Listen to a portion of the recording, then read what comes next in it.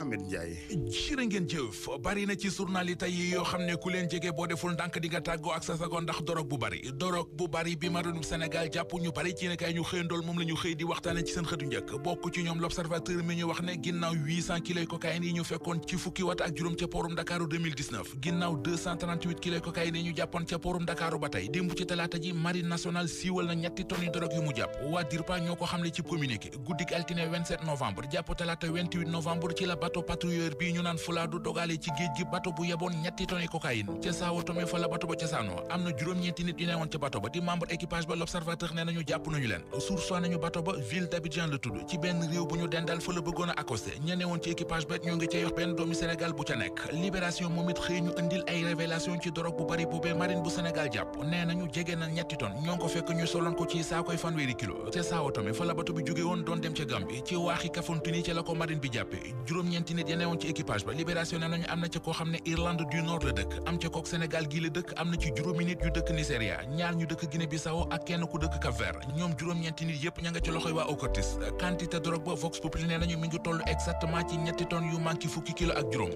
2975 kilos la bu ñu doon xayma njëgg Vox nee nañu dina toll ci 125 milliards 4 milliards 837 millions ak lu teg lii quotidien nee nañu mooy koppar yi waa office national de l'assainissement di ONAS génnee ba tax nawetub ren bi jàmm njëkk ci mujj ci journal bi nañu démb lañ ci doon daje ngir doon waxtaan ak di def bilan ci taxawaayu ONAS ci nawet bi ñu génn njiital ONAS di Mamadou Mamour Diallo di ñu wax ci xët mu njëkk journal bi ne ren ji góorgóorlu nañu ba dégguñu ci réew mi waxee plan Orsec dégguñu fi école bi tijji xale yi war a jàngi ñu ne mënuñoo jàngi ndax école yi inondé dégguñu fi autoroute bu dagg ndax yi inondation hôpital Philippe Maguilène Senghor bi nga xam ne sax bu nawet masaana jot la koy wër day yàqu yaxeet loolee kenn déggu ko ren Soleil national di ko dëggal ci xëtam mu njëkk ba dañuy wax ne bilan bu satisfaisant la waa ONAS am ci nawetu ren bi ak lu jege 200 kilomètres de curage ci Ndakaaru source nañu waa ONAS ak seen taxawaay ci nawet bi gongo rek la ci Mamadou Mamour Diallo ak i gaayam di dégg ñu déggee ci xët mu njëkk l'Observateur ay pexe yi ñu teg ngir xëttali compagnie aérienne bii di Air Sénégal président santaane ne ci démb ab réunion ngir ñi seet nu ñu mën a def ba moytul Air Sénégal ab crash financier journal bi jàppee ko plan de sauvetage bu mujj ci Air Sénégal